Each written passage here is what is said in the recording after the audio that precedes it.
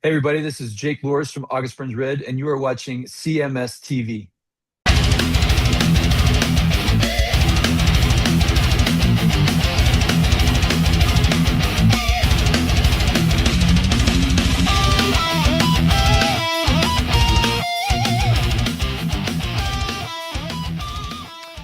It is Chris Aiken Presents, and I, of course, am Chris Aiken. And today on the show, we are going to get seriously vicious. We are going to be talking about some August Burns Red, the new release, latest release, Seasons of Surrender. It is an ass kicker, if ever there was an ass kicker. This is a heavy record. And here to talk all about it is the vocalist and the main man. It is Jake Luhrs. Jake, how are you, man? Doing pretty good, Chris. How are you doing, brother? I'm doing good, man. It's good to talk to you. And it's always good to get August Burns Red back. I mean, when you guys put out music, it's consistently heavy, strong, great, whatever you want to say. This Hmm. is no exception. Although I do think this is kind of maybe a more definitive growth record than some of the other ones. And maybe we'll start there, man. Tell me a little bit about this record. And was there something a little different or pushing you a little bit into a different direction this time? Yeah, that's a good question. I think we all knew that this was a pretty big record for us, considering it's our technically our 10th studio album outside of the Christmas record that we put out. But yeah, I think we all, I really wanted us to kind of all sit down and really have a vision for the record. And when you're sitting there, you can think of all the things that are going on in the industry, which could be like, what's the mainstream sound, or do we want to follow the trends, or do we want to take a left turn and really go outside of the box altogether and have a completely different sound. And August Burns Red has just never done any of those things. We just I think instead of looking outwardly, we wanted to look internally and dig a little deeper as to like, hey, we've been here for a while. We've earned our stripes. We have kind of set ourselves here. Let's write the best August Burns Red record we can. And in order to do that, we had to break a lot of processes. We had to really have an understanding of like, hey, this is how we used to do things. This is how we're used to doing them. We're going to break that. We're not going to keep doors closed. We're going to open them. We're going to have conversations we wouldn't usually have. We're going to challenge each other, and critique each other. Um, and really just to for us to grow and maybe hit break some ceilings, some limiting beliefs. And for myself, I really wanted to make this the best record I could. And so usually when I'm in the studio, I record vocals for 2 weeks. And this time around, I was in the studio for the whole 2 months working on vocals. And I also hired a vocal coach. His name is David Benitez, a phenomenal coach. And I was working with him throughout the process of recording the record. And I remember once I had all of the songs done, I sent them to him and I said, okay, I need you to make notes of all the screams you don't like, whatever's there that you don't think is the best. And so he did that, and we sat down with them, and through that process, I was able to learn more about technique, more about my vocal capabilities, and really push myself to be able to get to that next level. And so, I think that we all collectively as a band pursued greatness within what we were trying to accomplish rather than letting something just be good. Mm-hmm. A lot of times what would come out of my mouth was, hey, that's not good enough, right? And we got to do it better. And so yeah, I think that with that mentality and breaking those processes, we did get a better product and a more modern day August Burns Red album. Right on. Where is the line for you and the band, but certainly for you, between trying to evolve and maintaining the band's identity without straying too far from you don't want to lose the fan base either by going too heavy or too introspective or something. Where is that line for you? That's a really good question. Um, I don't know that there is necessarily like a line. I think that once you create something and you give it your all and you sit back and you absorb it, what it truly is, it's got to resonate with you in a heart level. Like you can write something, we can write something that is going to sell. We Sure. can do that. That's actually easier to do. It's easier to take a formula that, and a BPM that everybody can use and write some surface level lyrics that everybody thinks is sounds cool. But it's really more of the challenge of going within yourself to say, okay, what can I make better? And trying. And a lot of times you fail. A lot of times, I create something, I'd go, man, this is cool. And then once I performed it and we all heard it, we'd be like, this is not acceptable, or it's just not going to work.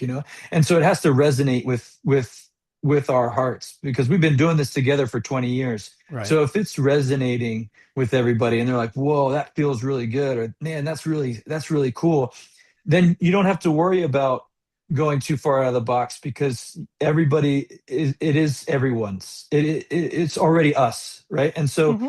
so that's what it's going to be. Now, there's always backlash, no matter how which way you take it, Chris. There's always like, you guys sound the same. That's what we hear a lot, right? Like, you guys never change your sound. And then, I've seen some of my peers that have changed their sound dramatically. And people go, dude, they sold out.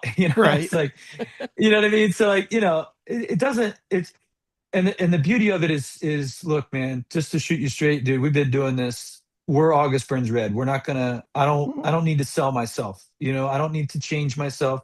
I want to evolve myself. I want to progress myself. I want to be the best version of myself I possibly can be. But that's what it is. And if you don't like the music, that's okay too. There's so many amazing bands out there now, man. I mean, our Mhm. our our music scene has exploded. It's so there's so much great creativity and things, and it's our job, or my job, to be on top of my game in August Burns Red, to represent what August Burns Red is, which is a reflection of our experiences and our progression in life. Right on. Now I'm going to tell you my take and tell me if I'm completely wrong on this. I don't know. Seasons of Surrender to me, in a way, first listen through, I was like, wow, this is a very I quit record, it just as a surface level. And then when I listened to it more, I was like, well, maybe it's not. It's actually letting go of maybe like the destructive patterns in your life or something like that, to embrace new challenges and new surroundings and whatnot. Is that what you were trying to say on this, or am I just imagining things? No, man. Yeah, you hit it right on the head. It is the fact of, giving something that you have close to your heart that you need to let go of. And that could be something that you selfishly want to hold. That could be a traumatic experience in your life. That could be an addiction or a bad habit. That could be limiting beliefs. That could be money, anything. But it's up to the listener to resonate with one of the songs, and for it to speak to them about something personal for themselves, to go, man, I really need to surrender this. I need to give this up. Because the hope is that if you give that thing that's close to your heart up, it no longer has power over you. You're no Right. longer a slave to it. And so therefore you're free. And what are you free? You're free to be who you are. And so now you're living more of that unique life that was intended for you to live, versus living a life that's clothed or masked in pain, or false worship, or greed, or whatever it might be, right? And so that's really what the idea was. Right on. Hey metalheads, tired of waiting for new episodes? Crave the real raw classic metal show? For just $4.99 a month, you can become a CMS VIP. You get every episode a full week early, completely uncensored, and 100% commercial free. It's the only place to interact directly with the show, plus you score the Fast Pass, so your song requests get bumped straight to the head of the line on every live version. So what are you waiting for? Subscribe right now at classicmetalshow.locals.com and become a CMS VIP today. One song that stands out in exactly what you're talking about to me is The Nameless, which clearly sounds like a get off social media, it's ruining your life message. I mean, that's really how I took it. It's like chasing the shiny object type of a song. Tell me about that. And more to the point, as a musician, and you've been a musician, you know, the band has obviously been existing as social media has grown. How has it helped you? And probably more to the point, how does it not help you? Mm. So the nameless, yeah, really, it's about legacy. It's about not wasting your time. It's about Okay. not being a part of what kind of society or the world's telling you to be. I feel like the world tries to put us in a box. Hey, you gotta be this guy, or you gotta look like this, or have this, or if you listen to metalcore music, you're a metalhead, right? All this stuff. We Hmm. just constantly, the world is constantly putting us in boxes and trying to waste our time. Um, and so the idea for the nameless is, hey man, you have a legacy to live. Get off your butt, stop doing what everybody's telling you to do, and go live your life and make a name for yourself. And don't be a part of this cyclical cycle of life where people are just falling into this normalcy. I think normalcy is honestly it's carelessness. I Hmm. think that's what I'm starting to understand. I always wanted to be normal my whole life. And then I realized that normalcy is just carelessness. It's Sure. just going with the wind. It's just doing what everybody else is doing or telling you what to do. Hmm. And I strongly disagree with that. But yeah, what was the second question that you had there?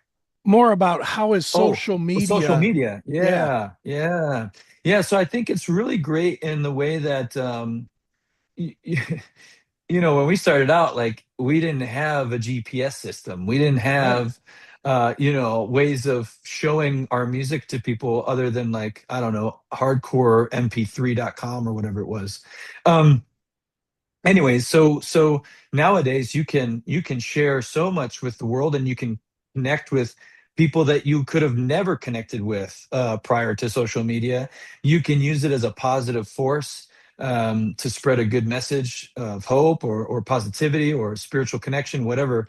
And so there's a lot of great connections there, but it opens the gates to just an immense amount of creators trying to all go for the same thing, right? Hmm. So now you've got to compete on this social media platform to an extreme in order to be recognized. Right. And that is the fall of this whole situation. And it's taking away the musicianship and Hmm. the art form, and it's bringing in the shock value or the look and appearance. Right. So just because you're a good looking guy with a neck tattoo doesn't mean you're a good screamer. Okay, you Right. might look sharp, okay, but you might sound like crap, right? Right. Right. So you know that's the part that I think is frustrating. However, there's artists out there that are killing it, and then they get recognized, and they get opportunities. So the landscape has changed dramatically, but I think that yes, as much as I despise social media, I understand how it could be a tool for progress. Sure. Well, and the one thing, and I hate it as well. I really, other than when I have to post something about, hey, I did this interview or whatever. I Yeah. you could go years in my social media before you'd ever see what I had for lunch or that I went to the park or any of that nonsense. I hate it. Yeah. But the Yeah. one thing I think that really hurts for bands like yourself is that it really puts you into a box to avoid creativity, because if you get creative with your music, if you try something, which you should do, that's how bands from the 70s, 80s, even the 60s grew, is I'll use the Beatles. I'll use the easiest, biggest example possible. When you listen to the 1960s Beatles, it's all She Loves You, three chords and 2 minutes. Then when they got stoned in the mid 60s, and then it's a whole different band. In today's world, they would have been shunned and killed. Just gotten rid of because it wasn't what people were used to. And I feel that is such a Mhm. detriment to bands like yourself.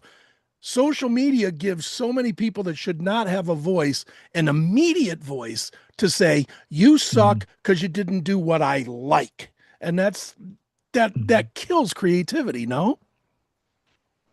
Yeah, it can. And in reality, when you want to be creative and you got to live through your heart, you got to do two things. In my opinion, you have to stop listening to other people, Hmm. and sometimes you just have to stop listening to yourself, because sometimes you'll have fear of things or doubts, or you'll question stuff, right? Like a lot of people, fear, and I was one of them, up until recent. I feared what people said would say about me. I was concerned. I wanted everybody to appreciate or respect or admire or whatever. And in reality, man, it's like if you've got a job to do, you can't listen to them. Hmm. Um, you just have to be yourself, and that's the whole point of, in my opinion, what I'm starting to realize is success is not materialistic or outside. It's internal, Hmm. and it's the commitment to desires of your heart to fulfill those. And if you fulfill those, you're successful. And so writing this record, with my bandmates, and it coming out was my success. Whatever comes about it after that is whatever it is. People could hate the record. I don't care. I'm actually very thankful that, it looks like a lot of people are really enjoying the record and they resonate with it, Sure. and that tells me that I still have an intimate connection with my fan base. But the success is the fact that I committed to, fulfilling what I'm supposed to be fulfilling, and so I can't think of what other people say, and I can't think of how I feel, because if I try to change who I am or what I'm trying to do because of a feeling, then I'm not actually executing my unique purpose, Hmm. because it's now blemished, it's changed, it's manipulated, it's not true form. You know what I mean? Yeah, definitely, man. Well, Jake, obviously you put out a record, you want people to hear it. You want to tour it. Touring these days, Absolutely.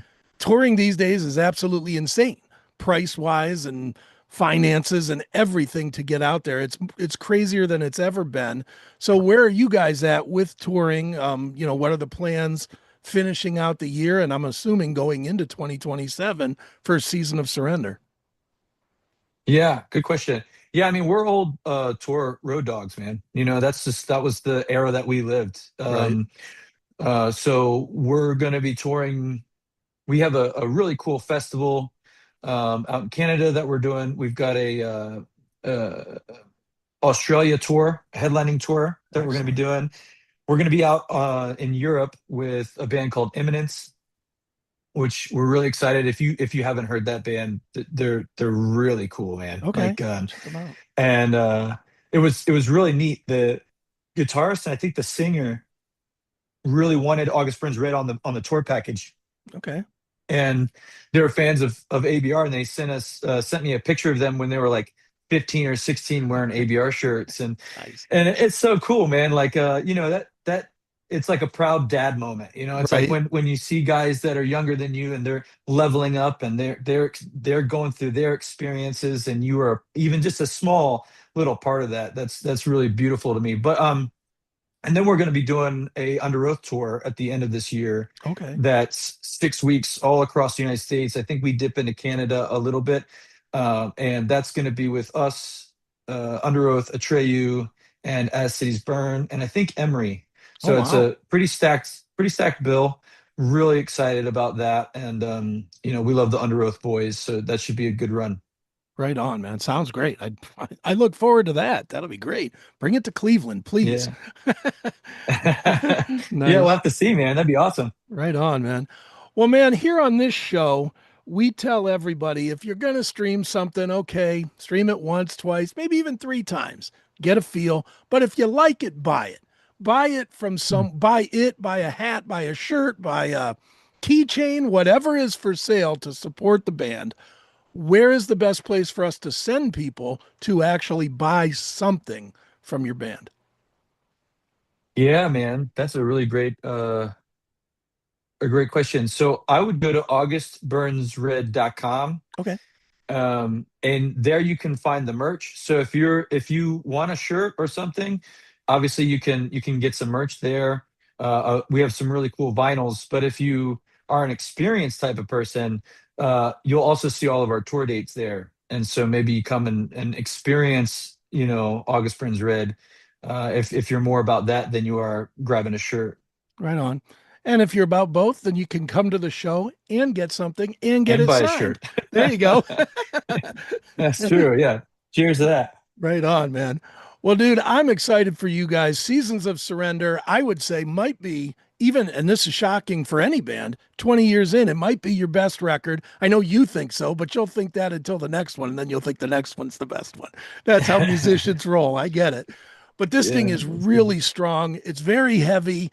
I know a lot of people are probably saying it's the heaviest thing you've ever done. I don't want to say that because I don't even know what defines heavy anymore. Is it speed? Is it thick drops in the, in the bass? I mean, what, there is no real definition anymore. It's just good. Right. If you listen to it and you like stuff that's heavy, you'll be banging your head, which is, I think that's probably all Mhm. that you care about, right?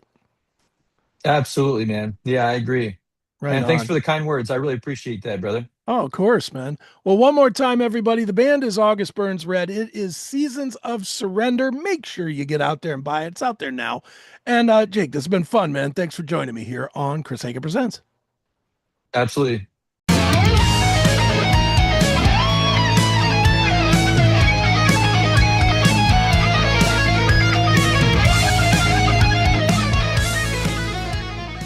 Want to watch the classic metal show on your big screen instead of your phone or computer? Now you can with the Rumble app. The Rumble app is available on most smart TVs and streaming devices. Just download the app, open it, and search for Classic Metal Show. You'll instantly get access to all the latest episodes on demand. Plus, catch the entire live broadcast every Saturday night and watch exclusive live-streamed events as they happen. Download the Rumble app today, search for Classic Metal Show, and subscribe now. The Classic Metal